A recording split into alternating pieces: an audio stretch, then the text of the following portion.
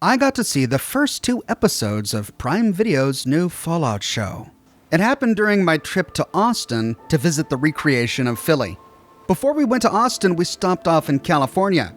There we had a private screening of the first 2 episodes in a theater right next to the legendary Culver Studios. It was a lot of fun, and then we got to go to Texas to enjoy Philly, but information about the first 2 episodes was embargoed until recently. I can now talk about the first 2 episodes, but I want to make sure that I avoid spoilers. And at the same time, I want to adequately touch on lore, themes, and tone.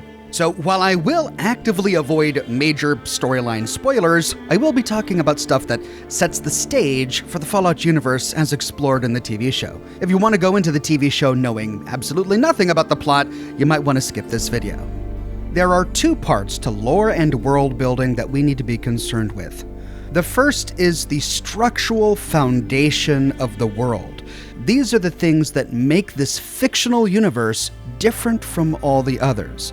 It makes it unique. If any of the pillars holding up this foundation were to break, it would destroy the integrity of the entire fictional universe. The second are mostly superficial facets of the universe. These are little bits and pieces of the world that give it character, give it flourish, but they aren't instrumental to the underlying structure of the universe. As a storyteller, you can get some of the facets wrong and still tell a great story that doesn't violate the integrity of the world. But you can't get any of the structure wrong. I'm happy to say that within the first 2 episodes at least, the showrunners exhibit an extraordinary attention to detail concerning both the underlying structure of the universe and the facets of the universe that give it charm and character. I have a few lore questions that weren't answered in the first 2 episodes that give me cause for concern, but those concerns could be easily resolved in subsequent episodes. There wasn't anything that blatantly shattered the foundation of the Fallout universe. The first 2 episodes of the show split the storytelling between the 3 major characters: Lucy and her life in the vault, the Ghoul and his origin, and Maximus and his role within the Brotherhood of Steel. We start with Lucy in the vault, and the majority of the first episode explores her story. Veterans of the Fallout games know that when it comes to Vault-Tec vaults, your vault either had some sort of awful experiment associated with it, or it was a control vault. A vault with no experiment, something to compare the vaults that had experiments against. Invariably, the people who lived in the vaults in the Fallout universe suffered some awful end, possibly due to unforeseen circumstances, but oftentimes due to the nature of the experiments themselves. The people in the vaults didn't realize that they were going to be subjected to these experiments, but it's post-apocalypse, the doors have closed, there's no one left to stop Vault-Tec, and so the experiments go on. We see that over 200 years after the apocalypse, life in Vault 33 is thriving. But Vault 33 is different from every other vault in the known Fallout universe in that it's actually connected underground to another vault, Vault 32. And the reason for this is made clear in the first episode. People in Vault 33 only marry people in Vault 32, and vice versa. Whenever a young person grows up and gets married, the vaults swap people. A husband or a wife will then move to the other vault to live with his or her spouse. It's an elegant way of diversifying a vault's gene pool and avoiding disease and defects. And of course, this is something few of the vaults in the Fallout universe have explored, but of course, maintaining the genetic diversity of a vault's population is going to be one of the most important hurdles that a vault has to overcome. The solution found in the show is an elegant one. Have more than one vault. They are connected underground, and they exchange populations over time. I don't know if Vault 33 and by extension Vault 32 are control vaults, or if the nature of the connected vaults were part of Vault-Tec's experiment. Perhaps Vault-Tec's experiment was to severely limit the initial population of each vault, forcing them to communicate with each other and remain social with each other over time in order to maintain a large enough population. The show doesn't make this explicitly clear, but this is just something I've been thinking about after watching it. Now, of course, something happens. And I don't want to reveal spoilers, so I'm not going to talk about this something. But this something is the catalyst that drives Lucy from the vault. Frustratingly, it's gonna be familiar. It's gonna be very familiar to people who have played Fallout 4, and in particular to people who have played Fallout 3. Fallout New Vegas was an outlier. It was very unique. In New Vegas, you're not a vault dweller. You are the courier, a wastelander. In Fallout 1, you are the vault dweller. In Fallout 2, you're a tribal, not a vault dweller, but you are the chosen one, a descendant of the original vault dweller. In Fallout 3, you are a vault dweller. In Fallout 4, you are a vault dweller. And so going along with established Fallout tradition, Lucy is a vault dweller, and she leaves the vault for a very similar reason to why previous vault dwellers in the Fallout franchise have left their vaults, particularly in the Bethesda Fallouts. And I know there are going to be people who complain about that. There will be people who criticize what they perceive to be a lack of ingenuity concerning Lucy's impetus to leave the vault. I share those criticisms to some extent. And yet, at the same time, I'm also aware of the fact that there are few reasons to force somebody to leave a home they've always known to enter an irradiated wasteland full of danger they've always been afraid of, except for the direst of circumstances. That is to say, someone's only gonna leave a home filled with safety and family if either safety or family has been compromised, which is why many of the Bethesda Fallout games in particular adhere to that familiar formula. On one hand, I am a little disappointed that Lucy's story had so many familiar elements. On the other hand, I was delighted that it was also so different. We see a lifestyle inside Vault 33 that is very different than anything that we've really seen in any of the other Fallout vaults, even in any of the control vaults or the vaults that have survived 200 years that had still living citizens within them. They briefly explored the politics within the vault, the power structure with the Overseer and the Vault Council, the culture of vault dwellers, some being extremely naive and cowardly, others, despite their naivety, being brave and adventurous. The can-do attitude instilled in every vault dweller by Vault-Tec was embraced by Lucy. It's one of her foundational morals, which helped give her the strength she needed to do what she must. And leaving the vault wasn't the only thing she had to do that she didn't really want to do, but that she did because she knew it was her duty. Lucy is a true believer in the role of the vaults. She really believes that the vaults are there to restart humanity, which makes her emergence into the wasteland fascinating and also a bit heartbreaking. The first two episodes of the show don't really tell us much more about the ghoul than we already deduced from the trailer. Really, there are two major things that we learn about the ghoul that aren't shown in the trailer. The first is that he's a mercenary, or at least it appears that he is. We find him in Philly because he's looking for someone. He's trying to collect on a contract. The second thing we learn brings up some issues about ghouls and their nature, and that this is something that they dabbled in Fallout 4 that kind of bothered me at the time, and to this day remains a bit unresolved. Remember the story of Billy the Kid in the Fridge? When I stumbled upon Billy in Fallout 4, I laughed. It was a fun quest, and he was an interesting character, and it's a popular segment from the game. My video on Billy the Kid in a Fridge is my most watched video ever. And yet, this quest brings up lots of issues about ghouls.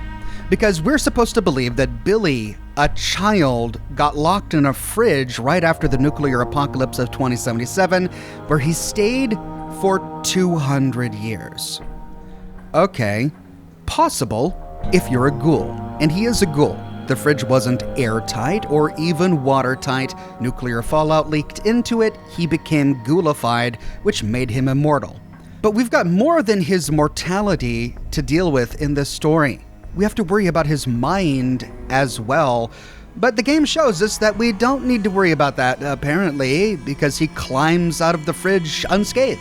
He hasn't had food in 200 years. He has lapped at droplets of water that oozed between the cracks in the door. But essentially, this accidentally imposed solitary confinement for 200 years hadn't affected his mind. He was the same little boy that climbed into it in 2077. But that's hard to believe. And after learning where the ghoul in the Fallout TV show has been these past 200 years, I'm left with the same concerns. We get the impression from the show that the ghoul character for the past 200 years has gone through moments of activity and moments of hibernation, kind of. It's like a quasi-hibernation, and it's not always a hibernation of his choice. He's depicted as a dangerous force that at times needs to be contained by his enemies because he can't be killed, which itself is a bit different.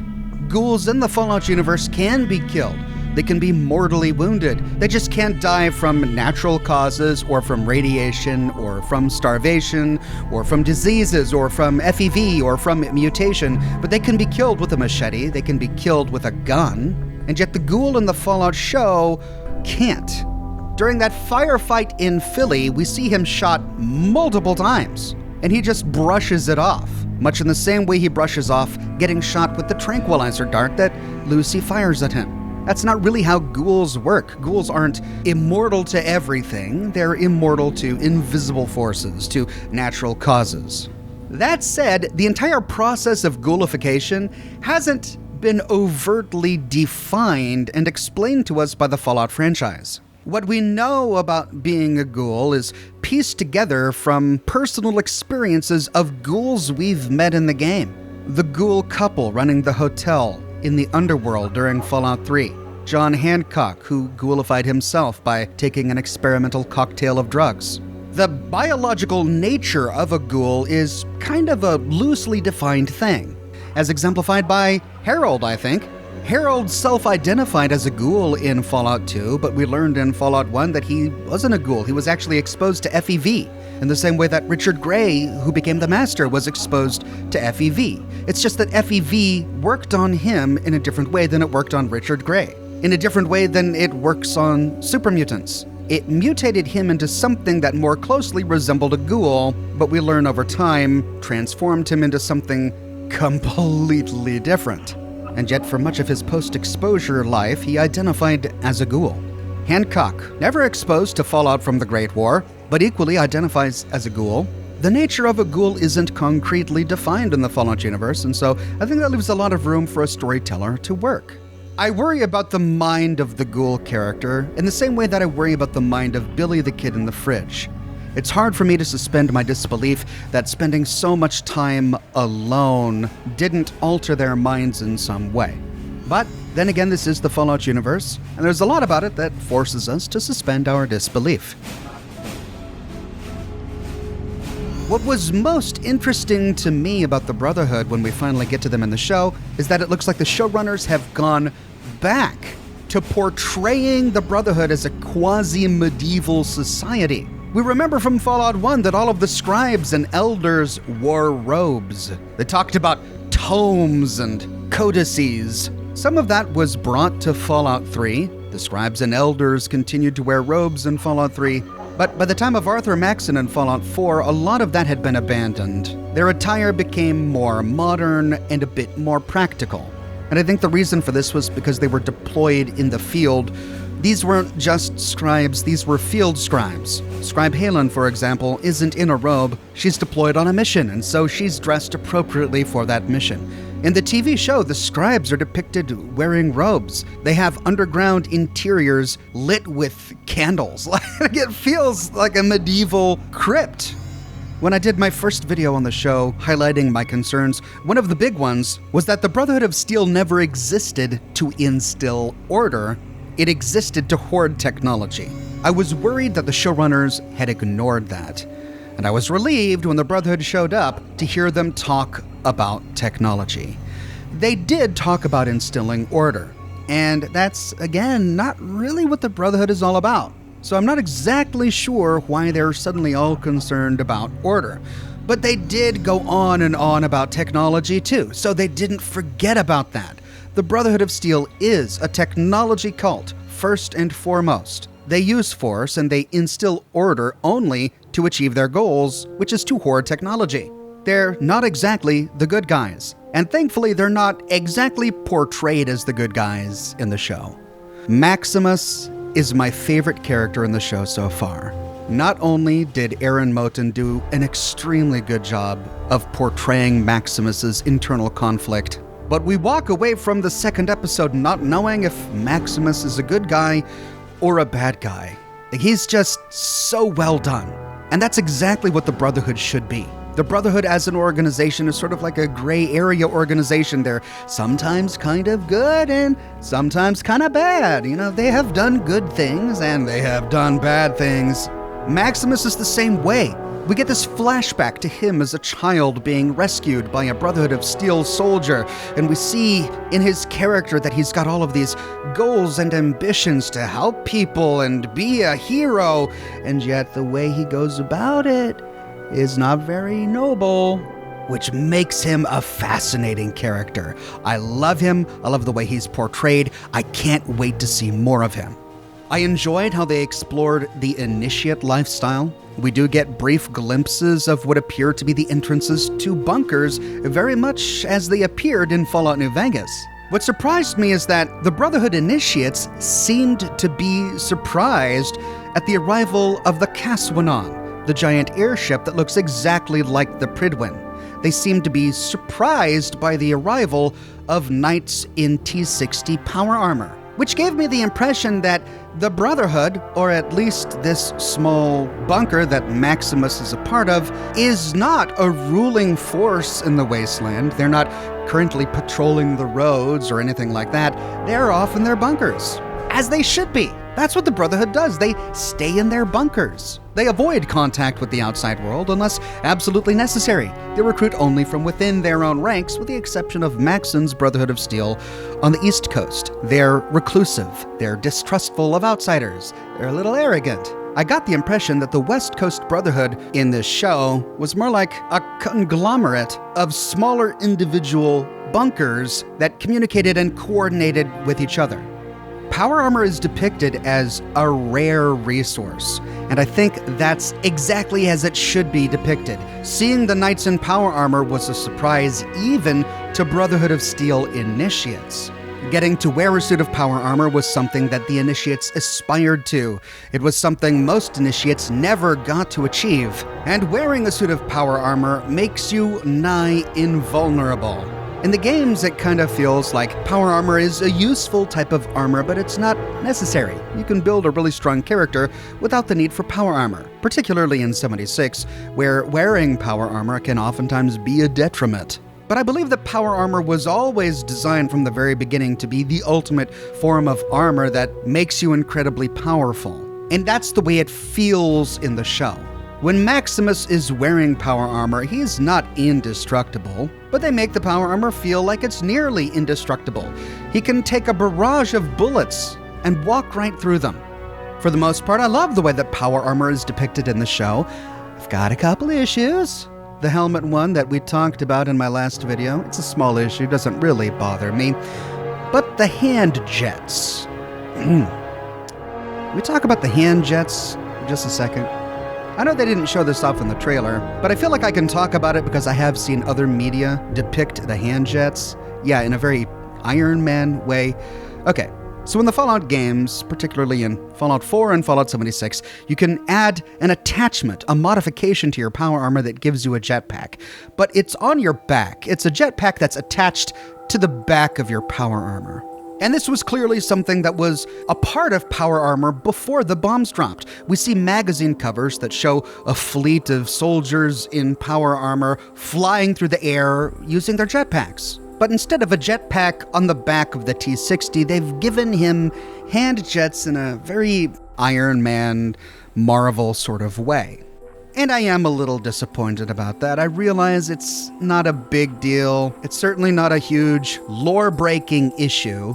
But I don't see why they couldn't have just gone with the jetpack on the back. One of the things I've always liked about power armor is that it's very different from every other sort of mechanized suit we've seen. It doesn't remind me of the Space Marines from the Warhammer universe like the Space Marines from the StarCraft universe do. It didn't remind me of the Iron Man suits. It was sort of its own thing. And I feel like that uniqueness of the power armor suit is cheapened a little bit by trying to make it look a bit more like an Iron Man suit of armor. What was so bad about the jetpack? Pretty early in the show, they mentioned the Enclave. I remember sitting in the theater and wincing when they did, because players of the games know that the Enclave has been thoroughly defeated. It was thoroughly defeated during the events of Fallout 2. And yet somehow there were some Enclave remnants that left Navarro and ventured east, whereupon they were thoroughly defeated during the events of Fallout 3. Which is why, during the events of Fallout New Vegas, the Enclave barely shows their face. There are some Enclave remnants that do appear in the game, but they're not part of any organized Enclave force. They've integrated into NCR society. They're scientists and retirees. We can optionally group them together to turn them into an effective force, but they never try to reform the Enclave as it existed during the events of Fallout 2. So when they mentioned the Enclave in the show, I winced, but then later they referred to them as Enclave remnants, and I felt relief. Because the Enclave shouldn't exist, I don't think, as a strong, cohesive entity in the Fallout universe again, after having been so thoroughly defeated not once but twice in the Fallout games. But for them to exist as remnants, that's better. That makes a bit more sense. They weren't all completely obliterated with the destruction of the oil rig or Navarro. They weren't all completely obliterated with the destruction of Eden and the mobile base crawler. There might have been a few people who survived, a few pockets here and there that made it. These are the remnants, and that I can buy. However, the first 2 episodes don't really explain what the Enclave is doing in the show. They're mentioned, and we see somebody who is at one point described as a member of the Enclave remnants, but yet doesn't act like one. He's a scientist. He's doing a number of experiments. He's experimenting on dogs, like Dr. Schreiber was at Navarro during Fallout 2. And he's also working on chips, injectable chips. What's interesting about this character is that he uses a lot of Vault-Tec technology. And he doesn't appear to get along with other Enclave scientists, if that's what they are. Something happens at one point that causes him to flee wherever it was he was with all of the other scientists, which is why he stumbles upon Lucy and the other characters in Philly. We don't know what his motives are. We don't really know what he's doing in the Wasteland, at least not by the end of the first 2 episodes. But his role appears to be a really important one. When I was at the recreation of Philly in Austin, I had the opportunity to meet Todd Howard, and I briefly talked with him. I mentioned an interview that he gave where he said that there were a few things that the showrunners did where he reflected and said, wow, why didn't we think about that? And I asked him what he meant by that. What are some of the things the showrunners did that he wished he had done in the games? And he mentioned 2 things to me. He said that they spent time exploring the lifestyle of Brotherhood soldiers while they're in training, life behind the scenes, so to speak, of a Brotherhood soldier, which we saw a little bit of during the first few episodes, and that they further explored Vault-Tec lore, which intrigued me because we didn't see a lot of that in the first 2 episodes. Unless some of the Enclave stuff that they touched on might be connected to the Vault-Tec stuff. So I'm really interested to see where the show goes in terms of Enclave storytelling and Vault-Tec lore. Okay, here's my biggest concern. We do see this woman pretty early in the first couple of episodes. However, we don't know that she's related in any way to the NCR. In fact, the NCR doesn't come up at all in the first 2 episodes. The only reason I know that the NCR is mentioned in the show is because we briefly see the NCR flag during the trailer. In the trailer, this woman apparently leads a band of NCR soldiers in the defense of the Griffith Observatory, which presumably is a new NCR base. But in the first 2 episodes, she appears in a completely different context, and I can't talk about it further without giving away storyline spoilers. But I will say that I find it hard to understand how the woman we see in the first 2 episodes can also be the same woman who's leading the NCR in the trailer. The NCR is a government. It values laws and orders and, yes, bureaucracy, but it doesn't value lawlessness. It doesn't tolerate murder, theft, antisocial behavior.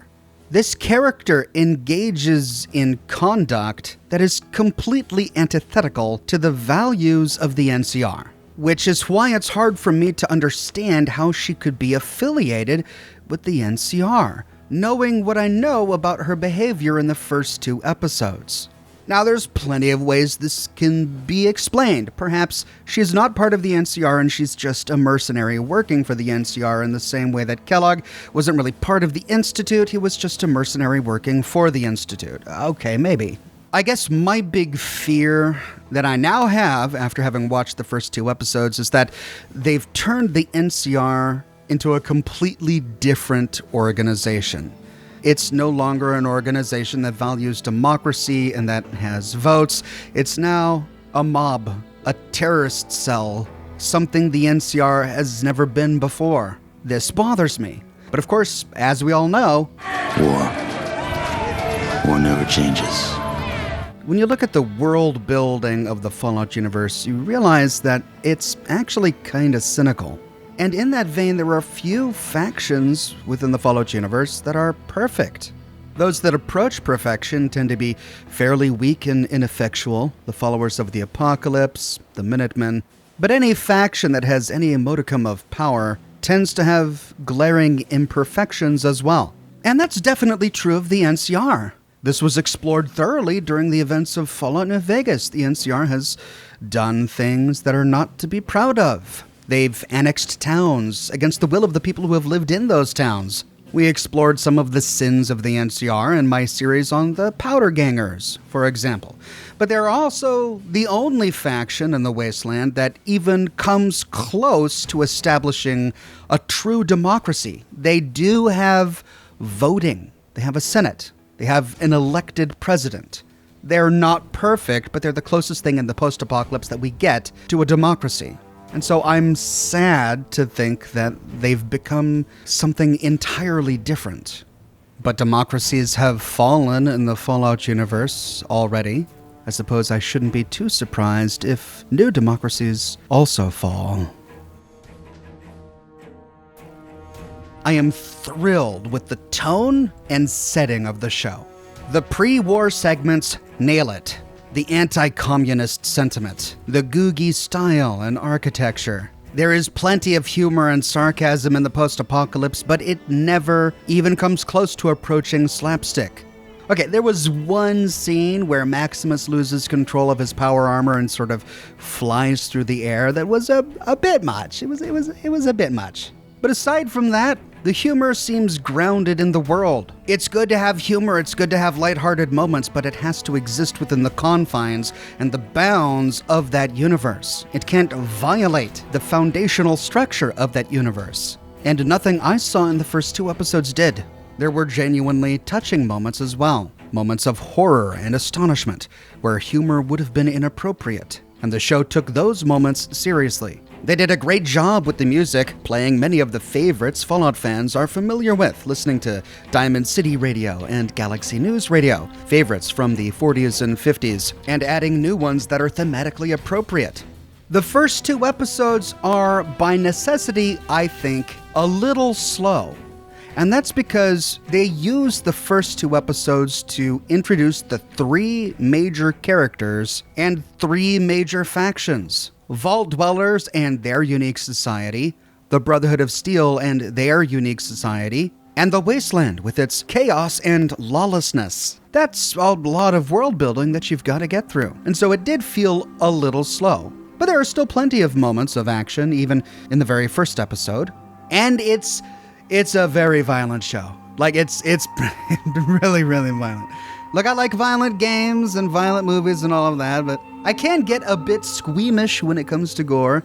And I was wincing a lot while watching this. There were moments that it just made me cringe in my seat. Someone sitting next to me even commented on it. And of course, that's right in line with the games. Going all the way back to Fallout 1, the Fallout franchise has just been gloriously bloody from the very beginning, and the show is no exception. So, where does that leave us? Well, in my opinion, I think they nailed the tone, they nailed the setting, and the plot is interesting. I left wanting to watch the next episode. The story has raised some small, minor issues, many of which have already been raised in the games themselves, and it's raised some bigger, more consequential issues. But I have to remind myself that I'm only 2 episodes in. There's still plenty of time for the showrunners to explain everything. I think it's totally possible for them to alleviate my concerns about the NCR in a satisfactory way in the remaining episodes of the show. I'm really curious and even a little anxious to see how they resolve that. I, for one, am eager to see the series, and I'm looking forward to exploring the lore they lay out in this series in context with the lore of the other games. But what are your thoughts? Is there anything I mentioned or brought up that is a non-starter for you? Or did something stand out and thoroughly excite you for the show? Let me know your thoughts in the comments section below. I publish new Fallout episodes each and every week on my channel, so if you don't want to miss the next one, be sure to subscribe and to click that bell notification button. If you have already, but you're still not getting YouTube notifications, consider following me on Twitter at Oxhorn. I update Twitter manually with every new piece of content that I publish. I've got a plush for sale. It's in stock, but I've got limited quantities, and I've already sold over half of them. If you don't want to miss out on your very own Oxhorn plush, snag one now before I sell out. I also have a merch shop with completely unique designs that you can't find anywhere else. My designs come on shirts in a variety of men's, women's, and children's sizes, and in a wide array of colors. You can find them on other products as well, like smartphone cases, pillows, posters, mugs, stickers, prints, etc. So if interested, you can find a link to my shop in the description below, or you can click here. If you like what I do and you want to support me in another way, consider becoming a patron on Patreon or a member here on YouTube. YouTube members get little badges that appear next to their names in the comment sections of my videos, and access to Ox emojis that they can use in my video comments and in the live chats of my live streams. But more than anything, I'm just so glad you're here watching this video with me today. Thank you so much for watching, and I'll see you soon with more Fallout videos and more live streams.